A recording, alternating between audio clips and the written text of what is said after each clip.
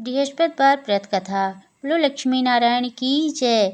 एक समय पहले की बात है। भारत में एक राजा राज्य करता था। वह अति प्रतापी एवं दानी था। वह प्रतिदिन मंदिर में दर्शन करने जाता था और ब्राह्मणों और गुरु की सेवा किया करता था। उसके दरवाजे से कोई भी निराश होकर नहीं लौटता था। वह प्रत्येक गुरुवार को व्रत रखता एवं पूजन करता था। हर एक दिन गरीबों की सहायता करता था, परंतु यह सब बातें उसकी रानी को अच्छी नहीं लगती थी। वह न व्रत करती थी और न किसी को दमड़ी तक दान में देने से मना किया करती थी। एक समय राजा शिकार खेलने वन को गए हुए थे। घर में रानी और दासी थी। उस समय गुरु बृहस्पति एक साधु का रूप धारण कर राजा के दरवाजे पर भिक्षा मांगने आए। साधु ने रानी से भिक्षा मांगी तो वह कहने लगी, हे साधु महाराज, मैं इस दान और पुण्य से तंग आ गई हूँ। मेरे से तो घर का ही कार्य समाप्त नहीं होता। इस कार्य के लिए मेरे पति देव भी बहुत हैं। अब आप इस प्रकार की कृपा करें, यह सद्धन नष्ट हो जावे तथा मैं आराम से रह सकूं। साधु का वेश रखे बृहस्पति ने कहा, हे देवी, तुम अति विचित्र हो। संतान और धन से कोई दुखी नहीं होता, इसको तो सभी चाहते हैं। पापी भी पुत्र और धन की इच्छा करता है। अगर आपके पास अधिक धन है तो भूखे मनुष्यों को भोजन कराओ, ब्राह्मणों को दान दो, प्याऊ लगवाओ, धर्मशालाएं बनवाओ, कुआं, तालाब, बावड़ी, बाग बगीचे आदि के निर्माण करवाओ तथा निर्धन मनुष्यों को कुंवारी कन्याओं का विवाह कराओ। इस प्रकार के कर्मों से आपके कुल का एवं आपका नाम लोक परलोक में प्रसिद्ध होगा एवं स्वर्ग की प्राप्ति होगी। किंतु वह मूर्ख रानी साधु की इन बातों से खुश नहीं हुई। वह बोली, हे साधु महाराज, मुझे ऐसी संपत्ति की आवश्यकता नहीं जो मेरे काम ना आए तथा जिसको मैं अन्य लोगों में दान देती फिरूं, जिसको रखने और संभालने में मेरा सारा समय नष्ट हो जाए। साधु ने रानी को समझाने का बहुत प्रयत्न किया, परंतु रानी अपनी बात पर अडिग रही तथा साधु ने कहा, हे देवी, यदि तुम्हारी ऐसी इच्छा है तो जैसा मैं तुम्हें बताता हूँ तुम वैसा ही करना। बृहस्पतिवार के दिन घर को गोबर से लीपना, अपने केशों को पीली मिट्टी से धोना, केशों को धोते समय स्नान करना, राजा से कहना वह हजामत करवाए, भोजन में मांस मदिरा खाना, कपड़ा धोबी के यहाँ धुलने डालना। इस तरह 7 बृहस्पतिवार करने से तुम्हारा सारा धन नष्ट हो जाएगा। ऐसा कहकर साधु रूपी बृहस्पति देव अंतर्ध्यान हो गए। रानी ने साधु के कहे के अनुसार ही किया। 3 ही बृहस्पतिवार बीते थे कि उसका समस्त धन नष्ट हो गया और भोजन के लिए दोनों समय तरसने लगे। तब राजा रानी से कहने लगा, हे रानी, तुम यहाँ पर रहो, मैं दूसरे देश को जाऊँ, क्योंकि यहाँ पर सुबह मनुष्य जानते हैं, इसीलिए मैं कोई कार्य नहीं कर सकता। देश चोरी परदेश भीख बराबर है। ऐसा कहकर राजा परदेश चला गया। वहाँ जंगल में लकड़ी काट कर लाता और उन्हें शहर में बेचकर जीवन यापन करने लगा। राजा के जाने के पश्चात इधर उसके बिना रानी और दासी दुखी रहने लगी। किसी दिन भोजन मिलता तो किसी दिन जल पीकर रह जाती। एक समय रानी और दासी को 7 दिन बिना भोजन के व्यतीत हो गया तो रानी ने अपनी दासी से कहा, हे रानी, यहाँ पास ही के नगर में मेरी बहन रहती है, वह बड़ी धनवान है, तू उसके पास जा और वहाँ से 5 सेर बेझर मांग कर ला, जिससे कुछ समय के लिए गुजर बसर हो जाएगी। दासी उसकी बहन के पास गई। बृहस्पतिवार का दिन था। रानी की बहन उस समय ध्यान मग्न होकर पूजा कर रही थी। दासी ने रानी की बहन से कहा, हे रानी, मुझे आपके पास आपकी बहन ने भेजा है, मुझे 5 सेर बेझर दे दो। दासी ने अपनी बात अनेक बार कही, परंतु रानी की बहन ने कोई उत्तर नहीं दिया, क्योंकि वह उस समय बृहस्पतिवार का व्रत कथा सुन रही थी। रानी की बहन ने जब दासी को कोई अपेक्षित उत्तर नहीं मिला तो वह अति दुखी हुई। उसे क्रोध भी आया। लौटकर वह रानी से बोली, हे रानी, आपकी बहन बहुत धनी स्त्री है, परंतु वह अति घमंडी भी है। वह छोटे लोगों से बात भी नहीं करती है। 5 सेर बेझर लेने के लिए मैंने उससे बहुत बार कहा, परंतु उसने कोई उत्तर नहीं दिया। इस प्रकार मुझे निराशा एवं खाली हाथ लौटना पड़ा।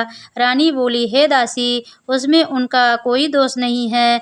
जब बुरे दिन आते हैं तो कोई सहारा नहीं देता। अच्छे बुरे का पता आपत्ति में लगता है, अपने पराये हो जाते हैं। अच्छे बुरे का ज्ञान विपत्ति में ही होता है। जो ईश्वर की इच्छा होगी वही होगा। यह सब हमारे भाग्य का दोष है। उधर पूजा समाप्त होने के पश्चात रानी की बहन ने सोचा कि मेरी बहन की दासी आई थी, परंतु मैंने उसे कोई उत्तर नहीं दिया, उससे वह बहुत दुखी हुई होगी। कथा सुनकर तथा विष्णु भगवान का प्रसाद ग्रहण कर वह अपनी बहन के घर गई तथा बोली, हे बहन, मैं बृहस्पतिवार का व्रत कथा सुन रही थी। तुम्हारी दासी आई, परंतु जब तक कथा होती है तब तक न उठते हैं और न बोलते हैं, इसीलिए मैं न बोली। कहो दासी क्यों गई थी? रानी बोली, बहन, हमारे अनार नहीं था। वैसे तुमसे कोई बात छिपी नहीं है, इस कारण दासी को तुम्हारे पास 5 सेर भेजा लेने के लिए भेजी थी। इस पर रानी की बहन बोली, हे बहन, बृहस्पति भगवान सबकी मनोवांछित फल देते हैं। देखो, शायद तुम्हारे घर में किसी कोने में अनाज रखा हो। यह सुनकर रानी की बहन की बातों से विस्मित होकर दासी घर के अंदर गई तो वहां उसे एक घड़ा भेजर का भरा मिल गया। उसे बड़ा आश्चर्य हुआ, क्योंकि उसके अनुसार घर का एक एक बर्तन अन्न से खाली था।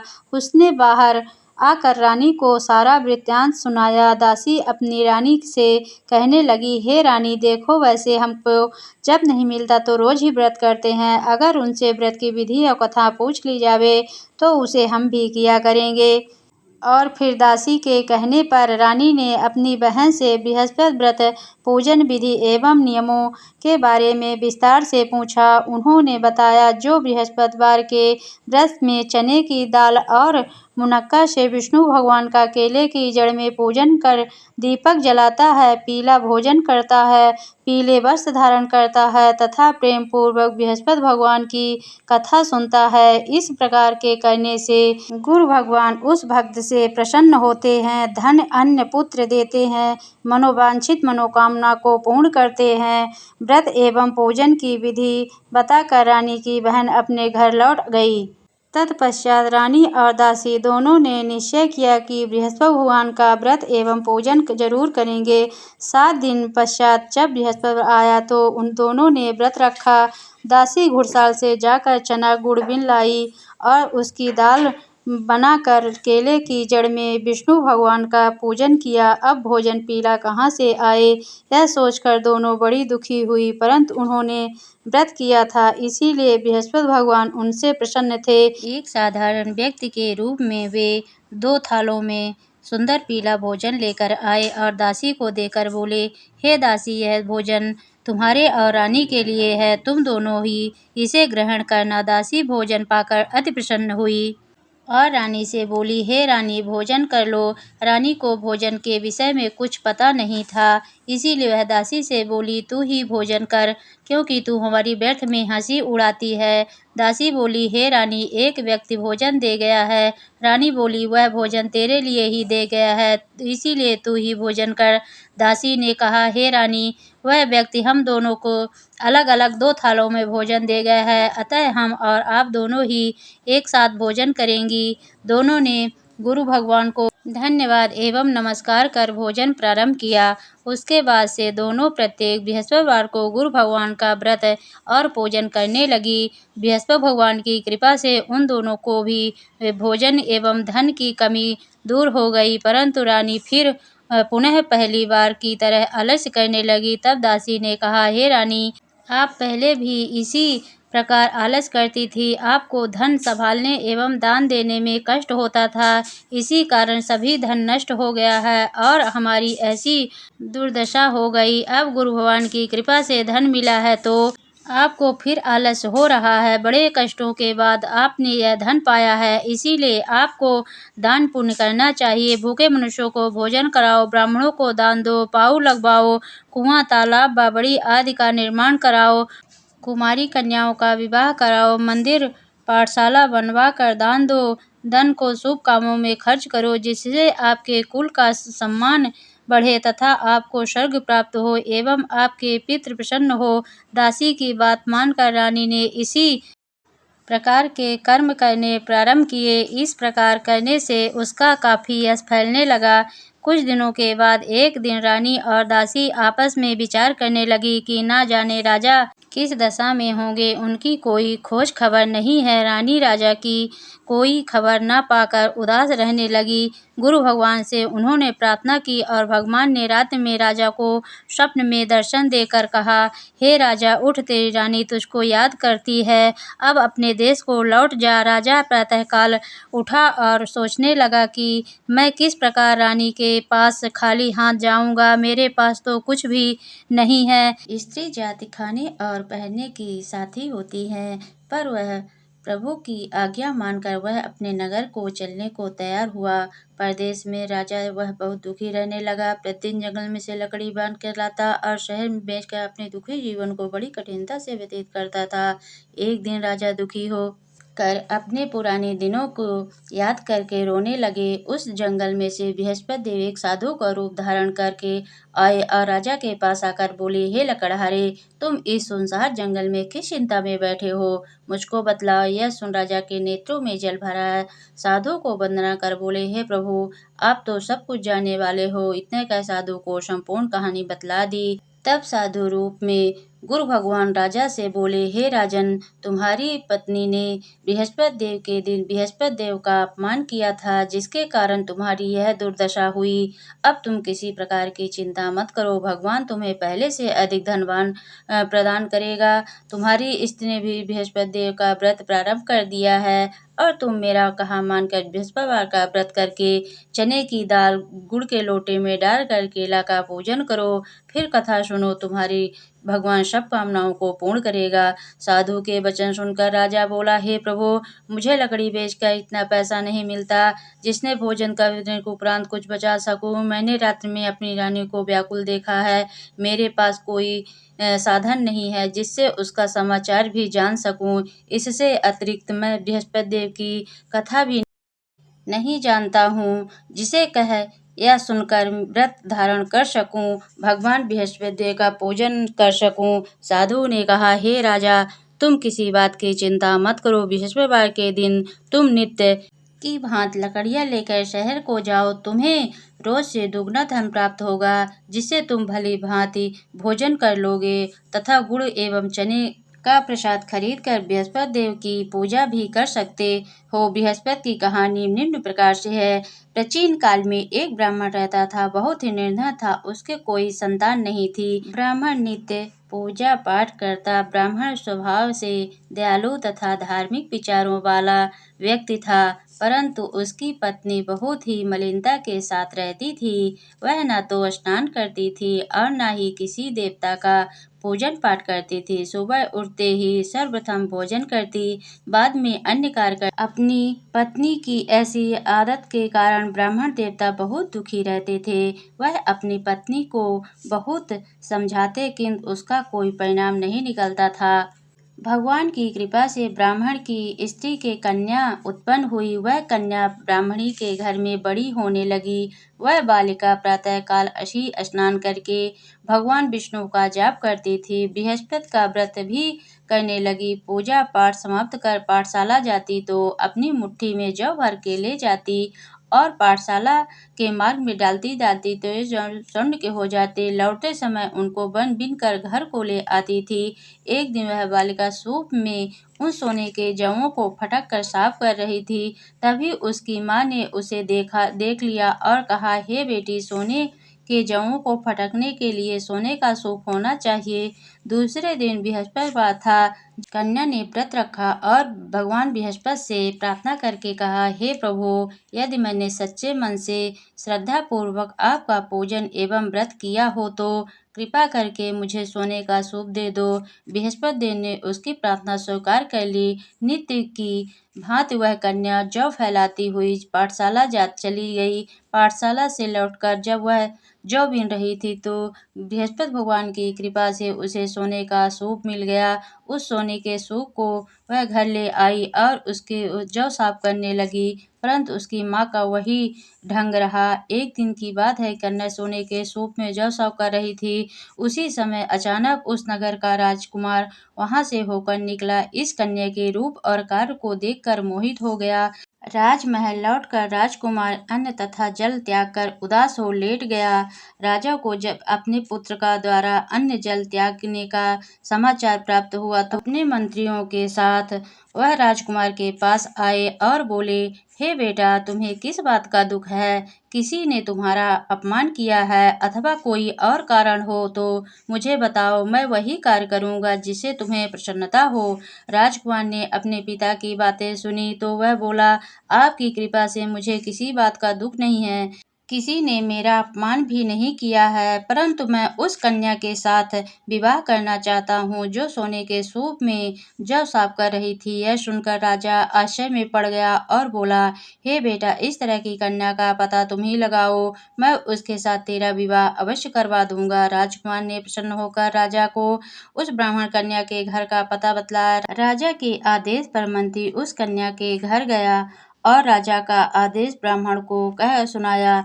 कुछ ही दिन बाद ब्राह्मण की कन्या का विवाह राजकुमार के साथ हो गया।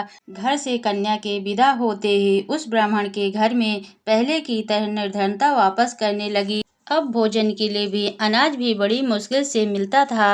एक दिन दुखी होकर ब्राह्मण देवता अपनी बेटी से मिलने गए। बेटी पिता की ऐसी अवस्था को देखकर अत्यंत दुखी हुई और उसने अपने माँ का समाचार पूछा। ब्राह्मण ने पुत्री को सभी हाल कह सुनाया। पुत्री ने अपने पिता को बहुत सा धन देकर विदा कर दिया। इस प्रकार ब्राह्मण का कुछ समय सुखपूर्वक व्यतीत हुआ।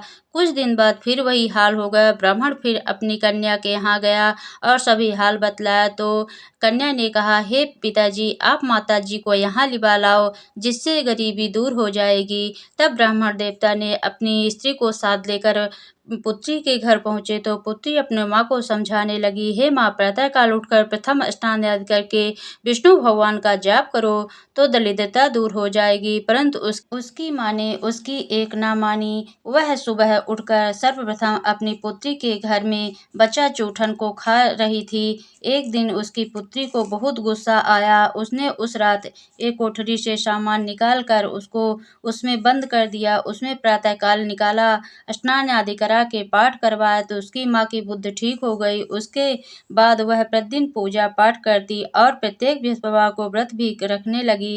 इस व्रत के प्रभाव से उसकी माँ भी अत्यंत धनवान तथा पुत्रवती हो गई और बृहस्पति देवता की कृपा से वृद्धावस्था में मृत्यु को प्राप्त कर स्वर्ग को गई। वह ब्राह्मण देवता भी इस लोक के सुख भोग कर स्वर्ग को प्राप्त हुआ। इस प्रकार कहानी कहकर साधु देवता वहां से अंतर्ध्यान हो गए। धीरे धीरे 6 दिन का समय बीत गया तथा बृहस्पतिवार का दिन आ गया। लकड़हारा रूपी राजा जंगल से लकड़ी काटकर किसी शहर में बेचने गया। आज उसे और दिन से अधिक धन मिला। राजा ने चना गुड़ आदि लाकर भगवान विष्णु का पूजन किया तथा बृहस्पतिवार का व्रत किया। उस दिन से उसे सभी कष्ट दूर हो गए, परंतु अगले बृहस्पतिवार को व्रत करना भूल गया। इस कारण बृहस्पति भगवान उससे रुष्ट हो गए। उस दिन उस नगर के राजा ने विशाल यज्ञ का आयोजन किया तथा शहर में यह घोषणा करा दी कि कोई भी मनुष्य अपने यहाँ भोजन न बनाए और आग न जलावे। सब लोग मेरे यहाँ भोजन करने आए। इस आज्ञा को जो न मानेगा उसको फांसी की सजा दी जाएगी। राजा की आज्ञा अनुसार राज्य के सभी निवासी राजा के यहाँ भोजन करने गए, लेकिन लकड़हारा कुछ देर से पहुंचा, इसलिए राजा उसको साथ घर पर लिवा ले गए। ले जाकर भोजन करा रहे थे कि रानी की दृष्टि उस खूंटी पर पड़ी जिससे उसका हार लटका हुआ था।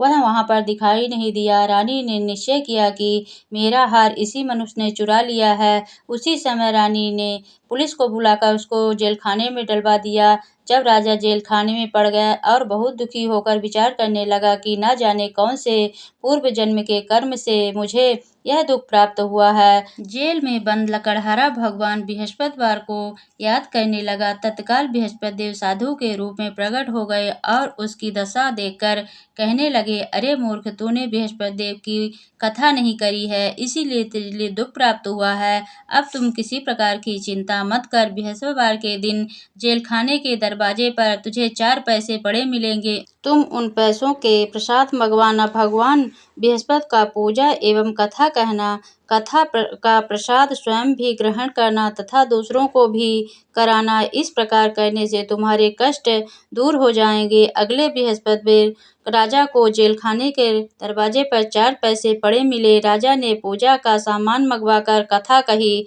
और प्रसाद बांटा। उसी रात बृहस्पति देव उस नगर के राजा को स्वप्न में दर्शन देकर कहा, हे राजा, तूने जिस आदमी को जेलखाने में बंद कर दिया है वह निर्दोष है, वह राजा है, उसे छोड़ दो। रानी का नौलखा हार उसी खूंटी पर लटका हुआ है। अगर तू ऐसा नहीं करेगा तो मैं तेरे राज्य को नष्ट कर दूंगा। राजा सुबह उठा और खूंटी पर हार टंगा देखकर लकड़हारे को बुलाकर उसे क्षमा याचना की तथा राजा को योग सुंदर वस्त्र आभूषण देकर विदा किया। बृहस्पति देव की आज्ञा अनुसार राजा अपने नगर को चल दिया। जब राजा नगर के निकट पहुंचा तो उसे बड़ा ही आश्चर्य हुआ। नगर में पहले से अधिक बाग, तालाब तथा बहुत से धर्मशालाएं, मंदिर आदि बन गए हैं। राजा ने पूछा कि यह सब किसका है? तब नगर के सब लोग कहने लगे, रानी और वादी के हैं। तो राजा को आश्चर्य हुआ और गुस्सा भी आया। जब रानी ने यह खबर सुनी कि राजा आ रहे हैं तो उसने वादी से कहा, देख राजा हमको कितनी बुरी हालत में छोड़ गए थे, वह हमारी ऐसी हालत देखकर लौट ना, इसलिए तू द्वार पर खड़ी हो जा। रानी की आज्ञा अनुसार दासी दरवाजे पर खड़ी हो गई और जब राजा आए तो उन्हें अपने साथ लिवा लाई।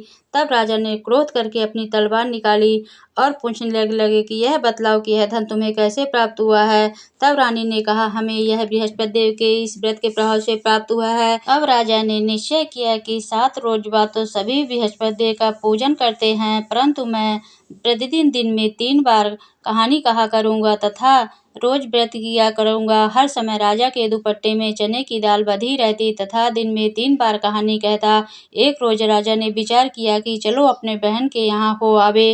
राजा अपने मार्ग में चलने लगा, देखा कि कुछ आदमी एक मुर्दे को लिए जा रहे हैं। राजा ने कहा, अरे भैया, तुम मेरी बृहस्पतिवार की कथा सुन लो। बे बोलो, लो हमारा तो आदमी मर गया है, इसको अपनी कथा ही पड़ी है। परंतु कुछ आदमी बोले, अच्छा कहो, हम तुम्हारी कथा भी सुनेंगे। जब कथा आधी छीत थी कि मुर्दा हिलने लग गया। जब कथा समाप्त हो गई तो मनुष्य राम राम करके खड़ा हो गया। आगे किसान खेत में हल चलाता मिला। राजा ने कहा, अरे भैया, तुम मेरी बृहस्पतिवार की कथा सुन लो। किसान बोला, जब तक मैं तेरी कथा सुनूंगा तब तक 4 हरया जोत लूंगा। जाओ भैया, तुम अपनी कथा किसी और को सुनाना। राजा आगे चलने लगा। राजा के हटते ही बैल पछाड़ खाकर गिर गए तथा उसके पेट में जोर जोर से दर्द होने लगा। उसी समय उसकी माँ रोटी लेकर आई और बेटे से सवाल पूछा। बेटे ने सवाल कह दिया तो बुढ़िया दौड़ती दौड़ती उस घुड़सवार के पास गई। बोली, मैं तेरी कथा सुनूंगी, तू अपनी कथा मेरे खेत पर चलकर कहना। राजा ने बुढ़िया के खेत पर जाकर कथा कही, जिसके सुनते ही उसके बैल खड़े हो गए तथा किसान के पेट का दर्द भी बंद हो गया। राजा अपनी बहन के घर पहुंच गया। बहन ने भाई की खूब मेहमानी की। दूसरे दिन राजा जागा तो वह देखने लगा सब भोजन कर रहे हैं। राजा ने अपनी बहन से कहा, बहन, ऐसा कोई मनुष्य है जिसने भोजन ना किया हो? मेरी बृहस्पतिवार की कथा सुन ले। बहन बोली, हे भैया, यह देश ऐसा है, पहले लोग यहाँ भोजन करते हैं, बाद में अन्य कार्य करते हैं। अगर कोई पड़ोस में है तो देखाऊं। ऐसा कहकर देखने चली गई, परंतु उसे ऐसा कोई व्यक्ति नहीं मिला जिसने भोजन ना किया हो। अतः एक कुम्हार के घर गई, जिसका लड़का बीमार था। उसे मालूम हुआ कि इनके यहाँ 3 रोज से किसी ने भोजन नहीं किया है। रानी ने अपने भाई की कथा सुनने के लिए कुम्हार से कहा। कुम्हार तैयार हो गया। राजा ने कुम्हार के घर जाकर कथा कही, जिससे सुनने से उसका लड़का ठीक हो गया। अब तो राजा की प्रशंसा होने लगी। एक दिन राजा ने कहा, बहन, हम अपने घर जाएंगे, तुम भी तैयार हो जाओ। राजा की बहन ने सास से कहा। सास बोली, चली जा, परंतु लड़कों को मत ले जाना, क्योंकि तेरे भाई के यहाँ औलाद नहीं है। तो रानी बहुत दुखी हुई और बोली, भैया, मैं चलूंगी, कोई बालक नहीं जाएगा। राजा बोला, जब कोई बालक नहीं जाएगा तब तुम ही जाकर क्या करोगी? बड़े दुखी मन से राजा अपने नगर को लौट गया। राजा ने अपनी रानी से घर जाकर कहा कि रानी, मैं निर्वंशी राजा हूँ, मेरा मुख देखने का धर्म नहीं है, कुछ भोजन आज नहीं किया। रानी ने कहा, प्रभु, हमें बृहस्पति देव ने सब कुछ दिया है, हमें औलाद अवश्य देंगे। उसी रात को राजा ने स्वप्न में कहा, हे राजा, तुम सोच को त्यागती। रानी गर्भ से है, 9वें महीने में उसके गर्भ से एक सुंदर पुत्र पैदा हुआ। तब राजा बोला, स्त्री बिना भोजन के रह सकती है, बिना कहे नहीं रह सकती। जब मेरी बहन आवे उसे कुछ कहना मत। रानी ने सुनकर हाँ कर दिया। जब राजा की बहन ने यह शुभ समाचार सुना तो बहुत ही खुशी हुई तथा बधाई लेकर भाई के यहाँ आई। तब रानी ने कहा, घोड़ा चढ़कर तो नहीं आई, गधा चढ़ी आई। राजा की बहन बोली, भाभी मैं इस प्रकार न कहती, तुम्हें औलाद कैसे मिलती। बृहस्पति देव ऐसे हैं जैसे जिसके मन में कामनाएं हैं सभी को पूर्ण करते हैं। बृहस्पति देव उनकी सदैव रक्षा करते हैं। जो सद्भावना पूर्वक बृहस्पति देव का व्रत करता है एवं पूजन पाठ करता है उनकी सभी मनोकामनाएं पूर्ण होती है। जैसे सच्ची भावना से रानी और राजा ने इनकी कथा का गुणगान किया तो उनकी सभी इच्छाएं बृहस्पति देव ने पूर्ण की थी।